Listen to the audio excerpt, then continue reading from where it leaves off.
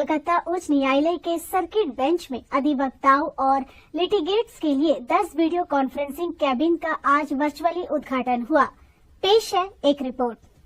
Port Blair में कलकत्ता उच्च न्यायालय की सर्किट बेंच में अधिवक्ताओं और लिटिगेंट्स के लिए 10 वीडियो कॉन्फ्रेंसिंग कैबिन का आज कलकत्ता उच्च न्यायालय के न्यायाधीश न्यायमूर्ति टी.एस. शिवाज्ञानम ने वर्चुअली उद्घाटन किया।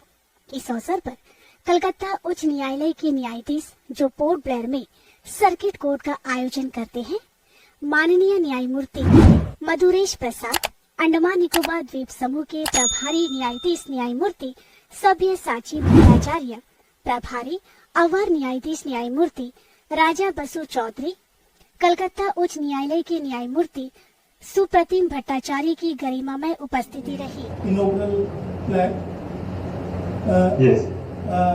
And may I request Honorable Justice Madhuresh Prasad, Honorable Justice Supreme Bhattacharya to unveil the flag physically on behalf of Honorable Chief Justice. Please. Yes.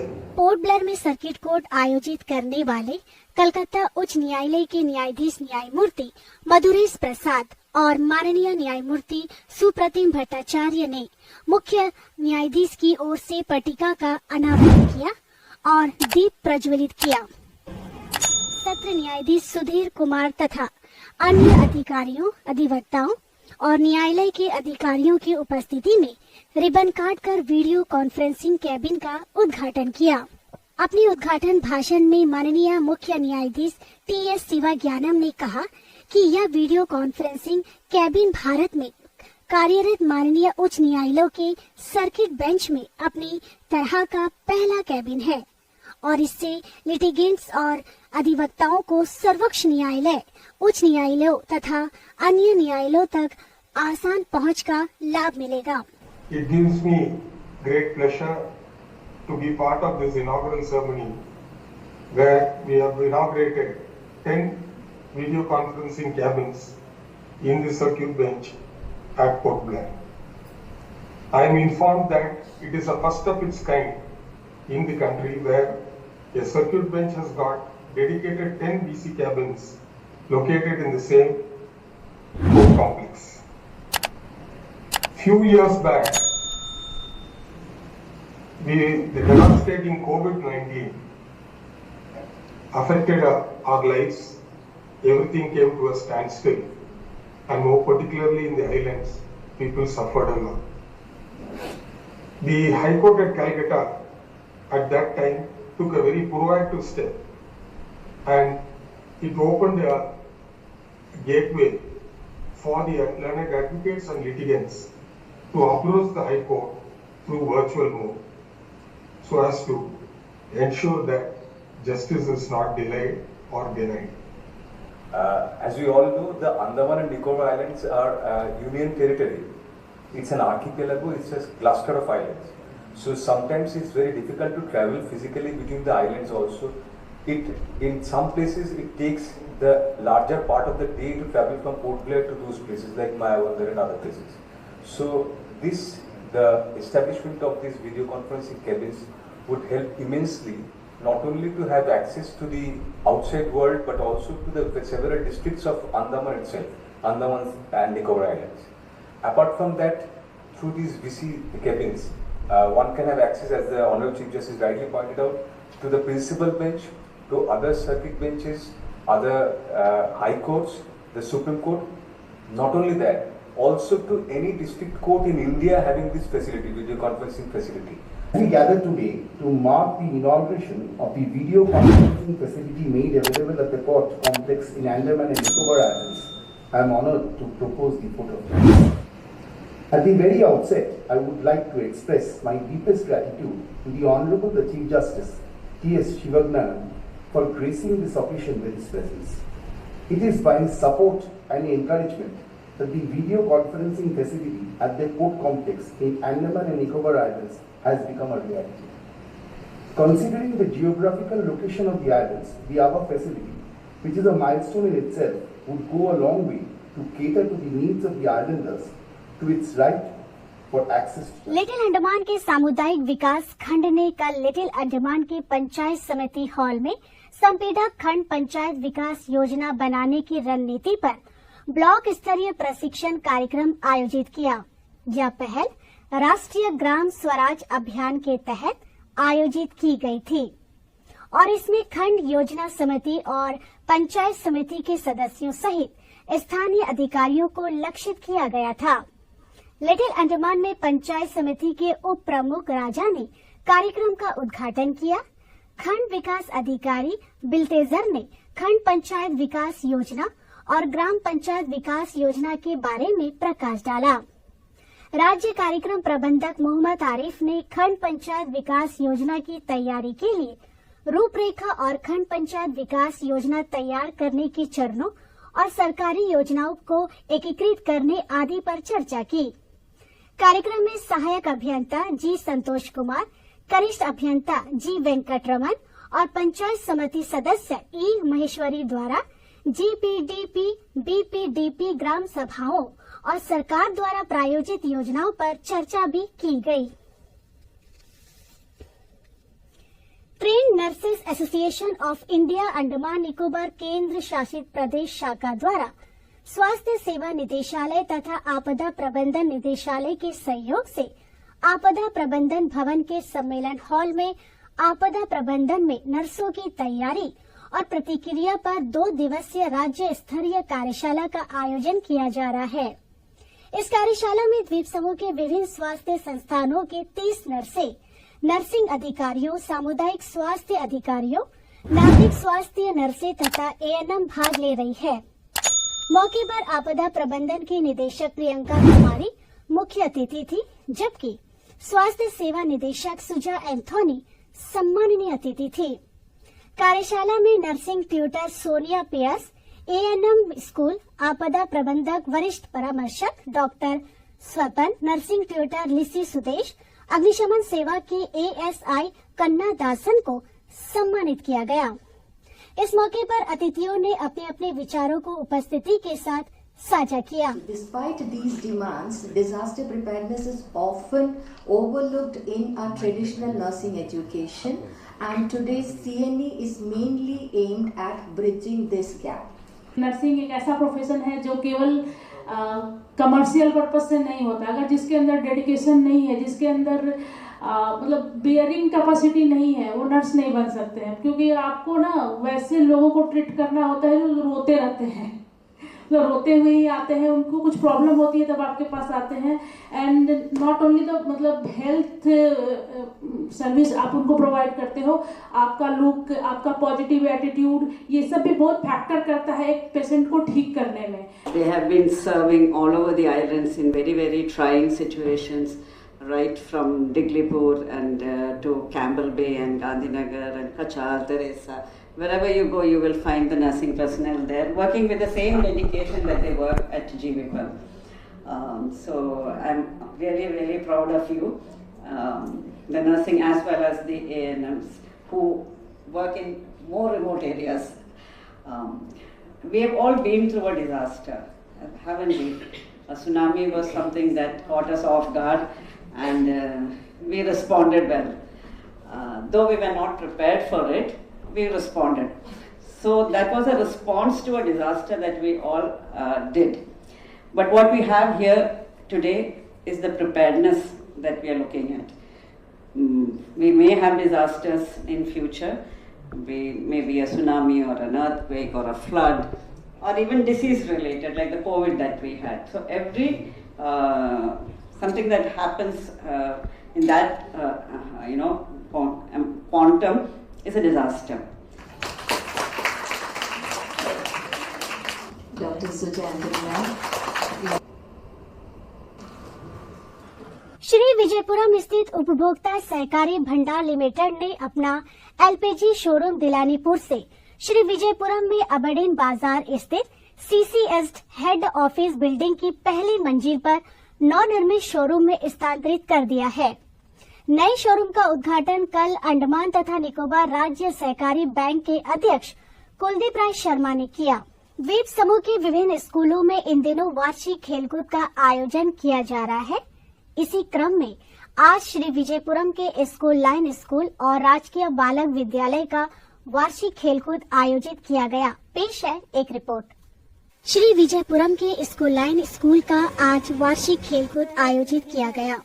इस मौके पर शिक्षा निदेशक विक्रम सिंह मुख्य अतिथि थे, जबकि उप शिक्षा अधिकारी विज्ञान राम प्रवेश सम्माननीय अतिथि थे। इस दौरान भातु बस्ती स्कूल की प्रधानाचार्य जे दासन पुष्पराज, सहायक निदेशक खेल मोहम्मद इरशाद, सहायक निदेशक खेल विश्वनाथ सेन, स्कूल के प्रधानाचार्य द्विजेंद्र राय मौजूद रहे। कार्यक्रम में अतिथियों को शॉल उड़ाकर सम्मानित किया गया। इस मौके पर स्कूल के प्रधानाचार्य ने उपस्थिति का स्वागत किया। हमारे विभाग के सर्वोपरि और हम लोगों के मुखिया Shri Vikram Singh, director of education, हमारे बीच पधारे।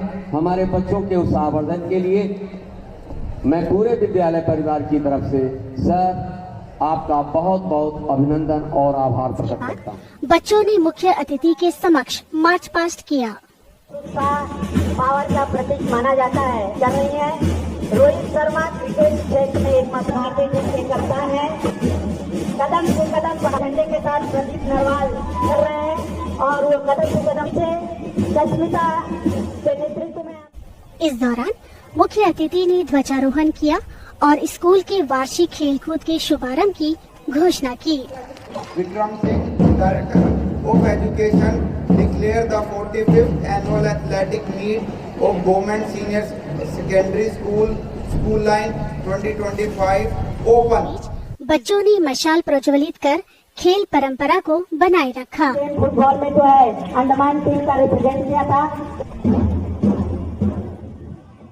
साथ ही बच्चों ने खेल कूद की प्रतिज्ञा भी ली। We promise that we will take part in the 45th annual athletic meet of Government Senior Secondary School School Line। अपने संबोधन में शिक्षा निदेशक विक्रम सिंह ने बच्चों से पढ़ाई के साथ साथ खेलकूद में भी ध्यान केंद्रित करने का आग्रह किया। I'll just speak 4-5 things। पहली, स्कूल के बच्चों के लिए एजुकेशन सबसे इम्पोर्टेंट है, पढ़ाई सबसे इम्पोर्टेंट है। उनके पूरी की पूरी दिनचर्या में 80% पढ़ाई होनी चाहिए। इसके लिए आपके सारे टीचर्स, आपके सारे पेरेंट्स और हम लोग, we all are on same page. लेकिन अच्छी पढ़ाई हो और बच्चा फोन के अंदर इन्वॉल्व ना रहे, किसी तरह की गलत संगति में, ड्रग्स में ना फंसे, उसके लिए स्पोर्ट्स सबसे ज़्यादा इम्पोर्टेंट है। तो 80% पढ़ाई, 20% आपके पूरे दिन का, आपकी पूरी एनर्जी का स्पोर्ट्स में रहना चाहिए। जो आप पेरेंट्स, टीचर्स और बच्चे जो उनको 20% जो उनको स्पोर्ट्स में देंगे, उससे सबसे ज्यादा फायदा उनको उनकी स्टडीज में। इस दौरान शिक्षा निदेशक ने बच्चों से मुलाकात की। चश्मा नहीं चढ़ता, अच्छे पूरे दिन एक्टिव रहते हो, बहुत स्टडीज में अच्छे रहते हो। ठीक है, ओके बाय। बाद में बच्चों ने रंगारंग कार्यक्रम पेश किया।